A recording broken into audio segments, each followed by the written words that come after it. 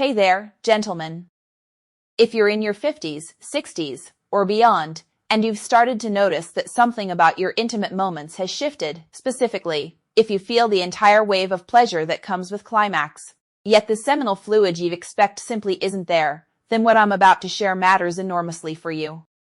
Perhaps this happened to you a single time and it immediately planted a seed of anxiety that's refused to leave you alone. Or maybe it's something that keeps repeating, a private struggle you've kept to yourself, wrapped in embarrassment or a quiet dread about what it could mean for your health, your identity as a man, and the road ahead.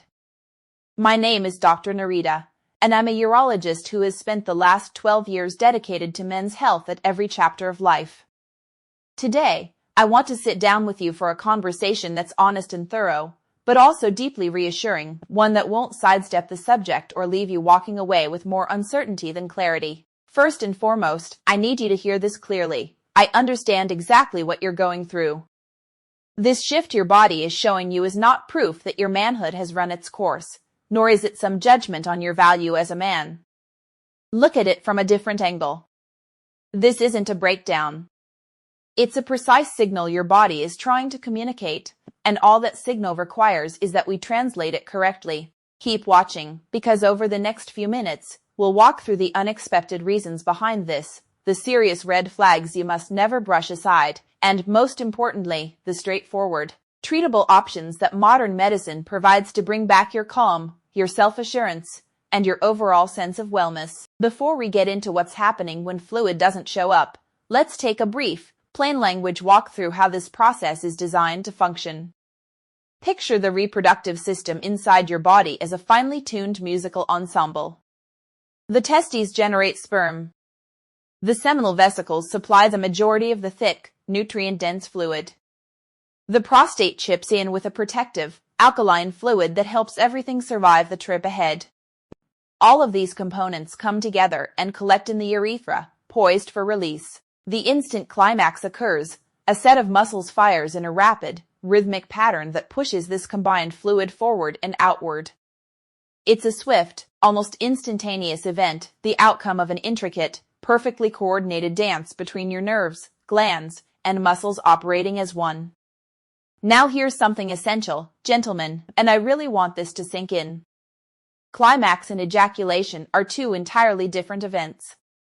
Climax is that intense wave of pleasure controlled by your brain and nervous system. Ejaculation, on the other hand, is the actual physical release of fluid. For most of your life, these two things have unfolded together so smoothly they felt like a single moment, but underneath, they're powered by completely separate systems.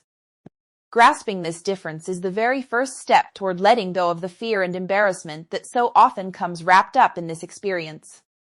What we're zeroing in on today is known as dry ejaculation. This is the clinical name for when a man experiences the full sensation of climax but observes minimal or no fluid release. Patients often bring it up to me as an empty orgasm, and I can hear the bewilderment and frustration in their voice every time they say it. That disconnect between what's expected and what actually happens is what drives so much worry. And I truly understand why. You've spent your whole life associating a physical sign with this experience, a visible marker that something happened. But here's the crucial part. Your capacity to experience pleasure can stay entirely unaffected, since that's governed by your brain and nerves. What's changed is the mechanical delivery system. This does not mean your virility has faded away. It simply means that a portion of your body's internal plumbing has a specific, identifiable explanation behind the change, and in almost every case, it's something we can manage. Quick moment before we move into the leading causes. If you're finding value in this, tap that like button so YouTube knows this content is worth sharing. Hit subscribe to become part of our expanding community of men who are actively taking ownership of their health, and leave a comment letting me know where you're tuning in from around the globe. I love watching this brotherhood of support stretch across continents. It genuinely means a lot to me. Let's now unpack the 3 leading reasons behind dry ejaculation. Understanding the why is the first move toward feeling empowered and taking real action. Reason number 1. The gate isn't holding, retrograde ejaculation. The most frequent cause behind dry ejaculation is what's called retrograde ejaculation. Here's how it works biologically. Imagine a tiny muscular valve sitting right at the neck of your bladder, acting as a gatekeeper. When climax hits, this valve is supposed to snap shut firmly, making sure the seminal fluid has only one route available, forward and out. But if that valve has become too loose, the fluid takes the path of least resistance and flows backward, straight into the bladder. You still feel the full rush of climax, but because no fluid actually exits, it registers as dry. One practical, non-alarming clue that this is what's happening is noticing your urine appears cloudier shortly after intimacy, since the fluid has now blended in with it. This kind of valve relaxation is commonly triggered by certain surgical procedures involving the prostate or bladder. These surgeries are often successful and necessary, but they can sometimes disturb the delicate nerve pathways that control that gate.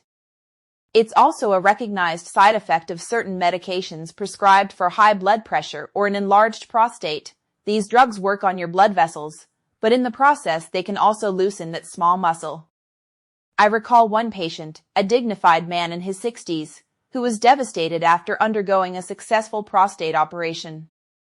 He felt as though a piece of himself had disappeared. Once he understood that this was purely a mechanical shift, comparable to a traffic signal stuck on green, and that his desire and capacity for pleasure remained fully intact, the relief on his face was unmistakable. That same relief is within your reach too. Reason number 2, a clogged pipeline, duct obstruction.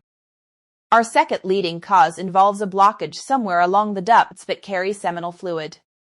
The underlying biology is fairly simple. The seminal vesicles and other glands are still producing fluid at a normal rate, but picture the small ducts as delivery tubes. When these tubes become obstructed, the fluid has nowhere to go. The amount released drops sharply or vanishes entirely, even though production behind the scenes is perfectly fine. These blockages often trace back to scar tissue left over from prior infections, such as a severe case of untreated prostatitis. In rarer situations, tiny calcifications, essentially small stones, can form and obstruct the pathway. Subtle warning signs to watch for include a new, mild ache in the pelvic region during climax, or noticing that the fluid has gradually grown thicker and scarcer over time. The encouraging part is that many of these blockages can be resolved, whether through medication that addresses inflammation or, when necessary, minimally invasive procedures that restore normal flow.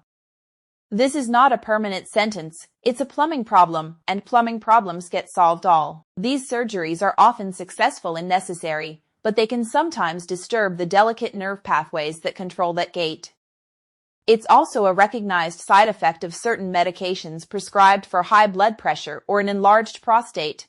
These drugs work on your blood vessels, but in the process they can also loosen that small muscle.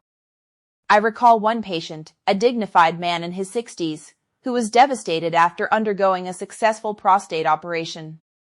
He felt as though a piece of himself had disappeared. Once he understood that this was purely a mechanical shift, comparable to a traffic signal stuck on green, and that his desire and capacity for pleasure remained fully intact, the relief on his face was unmistakable.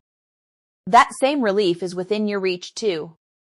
Reason number 2, a clogged pipeline, duct obstruction. Our second leading cause involves a blockage somewhere along the ducts that carry seminal fluid. The underlying biology is fairly simple. The seminal vesicles and other glands are still producing fluid at a normal rate, but picture the small ducts as delivery tubes. When these tubes become obstructed, the fluid has nowhere to go. The amount released drops sharply or vanishes entirely, even though production behind the scenes is perfectly fine. These blockages often trace back to scar tissue left over from prior infections, such as a severe case of untreated prostatitis. In rarer situations, tiny calcifications, essentially small stones, can form and obstruct the pathway. Subtle warning signs to watch for include a new, mild ache in the pelvic region during climax, or noticing that the fluid has gradually grown thicker and scarcer over time. The encouraging part is that many of these blockages can be resolved, whether through medication that addresses inflammation or, when necessary, minimally invasive procedures that restore normal flow. This is not a permanent sentence, it's a plumbing problem, and plumbing problems get solved all the time. Reason number 3, running low on fuel, hormonal causes. The third major area worth examining is hormonal imbalance, particularly low testosterone. Here's the science behind it. Testosterone acts as the core fuel source for the entire male reproductive system. It doesn't just influence desire and sperm production, it's also essential for the seminal vesicles and prostate to function at full capacity, since these are the glands responsible for the majority of the fluid volume. When testosterone drops to a meaningfully lower level, the whole system begins to slow down. The effects can be significant. At first, you might simply notice a smaller volume of fluid. But as time goes on, this shortfall can also show up as a dip in libido, erections that aren't as firm, and a climax that feels noticeably less intense. Beyond the bedroom, many men report fatigue, shifts in mood, and a gradual loss of muscle mass. Fortunately, the path forward is clear. This condition is often labeled hypogonadism, a hormonal deficiency that responds well to treatment. Once a simple blood test confirms the shortfall, carefully monitored hormone replacement therapy can often restore not just fluid production, but also energy levels, desire, and overall quality of life. It would be a mistake to simply write this off as an inevitable part of aging.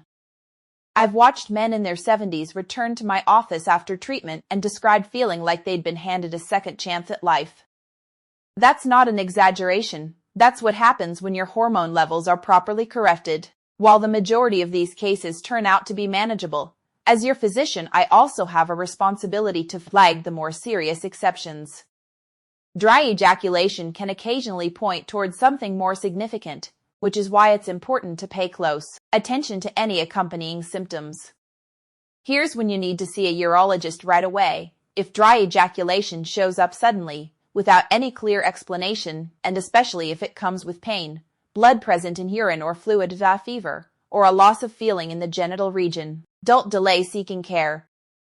These are warning signs that call for urgent evaluation. Certain neurological conditions such as Parkinson's disease, long-term uncontrolled diabetes, and in rare instances specific urological cancers, can all interfere with either the plumbing or the nerve signals involved in this process. I'm not sharing this to frighten you, I'm sharing it because catching things early makes all the difference. The men who fare best are consistently the ones who come in promptly, while treatment options are abundant and any damage still has the chance to be reversed. Beyond the physical side of things, we can't overlook the emotional weight this places on men. So many men link the presence of fluid directly to their sense of performance and masculinity. When that fluid disappears, feelings of inadequacy, anxiety, and frustration can quietly take hold. It becomes common for men to start pulling back from intimacy altogether, worried about being judged or feeling somehow less than whole. They withdraw from their partners. They stop initiating closeness. They suffer in silence rather than speaking up. Here's the emotional reassurance I want to offer you. The most powerful step toward breaking that cycle is knowledge paired with open conversation. Recognizing that this is a physical change, not a personal shortcoming, lifts an enormous burden off your shoulders. Your ability to feel pleasure, achieve erections, and experience genuine connection doesn't hinge entirely on whether fluid is present. Your intimate life can, and absolutely should, continue to be a source of real joy. I've personally witnessed marriages rescued simply because a man finally found the courage to open up to his doctor and his partner. I've seen confidence return.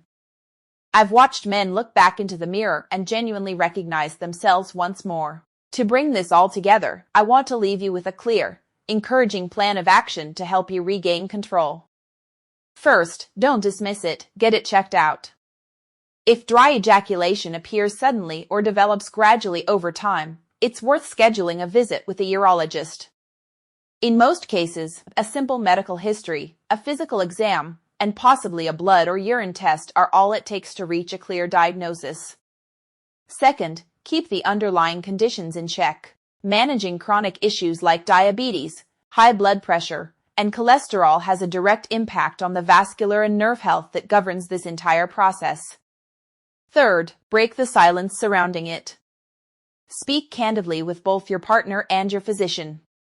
Opening up about what you're experiencing is genuinely freeing, and it clears the path toward real solutions. Remember, whether the answer turns out to be a medication adjustment or a specific medical treatment, professional guidance remains your strongest ally in restoring your confidence. To sum everything up, gentlemen, the absence of fluid during ejaculation does not spell the end of your intimate life, nor is it any kind of verdict on your masculinity. It's a message from your body, one that deserves to be listened to and properly investigated with professional guidance. Whether the root cause turns out to be mechanical, obstructive, or hormonal, understanding it is the first real step.